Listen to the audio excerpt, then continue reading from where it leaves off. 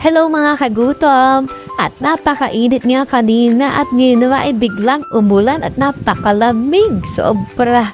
At tayo ngayon ay magluluto na. Tinulang manok. Ayan, napakasarap. At yan mo na sayo te. Sayo te yan. Di sa akin yan te. Sayo yan te. Sayo te. At yan, hiwain na natin. At chop-chop-pain. Ay, hindi pa pala. I-peeler muna natin yan. Yan, balatan muna natin. At ating chop-chop-chopin ng ganyan. Cubes. Kahit ano, bahala ka na. At ilabas ang manok. Kahit anong parte ng manok, basta manok. Ayan, chop-chopin mo na. Higi, hampasin mo, paluin mo at hugasan mo yan ng mabuti, mga kagutom. Katulad yan, parang may sipon. Ayan, parang may sipon. At hugasan na rin natin ang sayote. Hindi sa kanya, hindi sa akin, kundi sayote.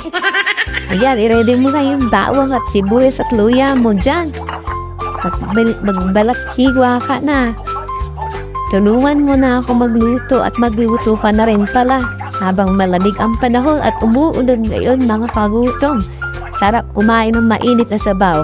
Ayan, durug-durugin mo na ang ating bawang dyan. Chop-chopin, ayan. At luya, hindi ko na binalatan niya at sobrang liit mga kagutom.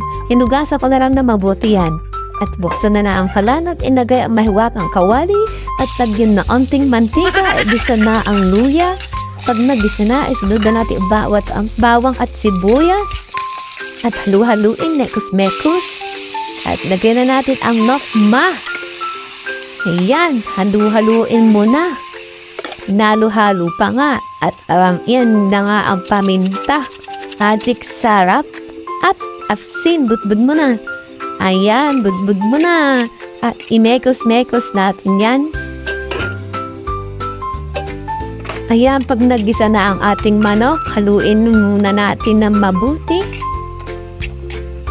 Ayan, sige, halo pa. At takpan muna natin after 1 million years. Ilagay na ang sayote at halu-haluan. Mix. Mekos-mekos na mabuti. At takpan ulit. At ito ang ating mga kabibe. Mga kabibe ko dyan. At ito, mamimitas tayo ng malunggay habang nagigisa ating gulay at manok. Yan, mamitas na tayo ng malunggay. Kung meron kayong malunggay, mamitas na lang kayo. Okay, huwag na kayong bumili. Ayan, nakabadi pa ata tayo. Mga kagutom. Ayan. Di mawawala ang sili. Masarap na sili. At syempre, hahaluan din natin ang dahon ng sili. Masarap din yan ilagay sa tinolang manok. May mga tanim pa tayong talong dyan sa paligid. At ayan, minekos-mekos natin after 1 million years na pagbabalik. At tayo maghihimay na ng malunggay. Sige, ganyan ba maghimay? Tamad ako eh. Ayan, hugasan na natin mga kagutom ng mabuti. Yan, hugas pa more. Yeah, hugasan ng mabuti. Shake. At ayan, nagisa na ang ating manok at sayote. At eto na, nagyan na natin ng water. More water, please. Ayan, and chicken cubes. And mekos, and takpan na. At pag kumulo na, check, halo-halo, mekos. At tignan na kumalambot na ang sayote.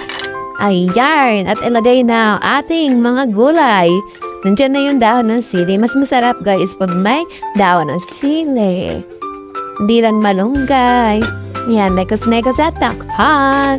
At pag malambot na ang gulay at naluto na, lagyan natin ng patis. Pampabalance ng lasa. Kung matabang, lagyan ng patis. Kung maalat, dagdagan ng tubig. At nilagyan na yung sili. At ayan, kumukulo na ang ating masarap na tinolang manok. Ayan, guys, nakaluto na tayo. Sana ma-enjoy nyo ating tinolang manok. At sabayan nyo na akong kumain. At napakalabig ngayon. Sa Nueva Ecija, ayan, naku, ang sarap. Kumuha ka na ng kanin dyan. At tikman na natin ang niluto nating tinolang manok.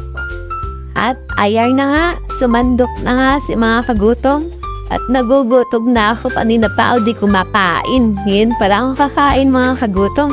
Ay dyan, dalawa-dalawa yung manok, di maawa. Ayan, naku, sumandok pa ng sabaw, sarap. Say ah!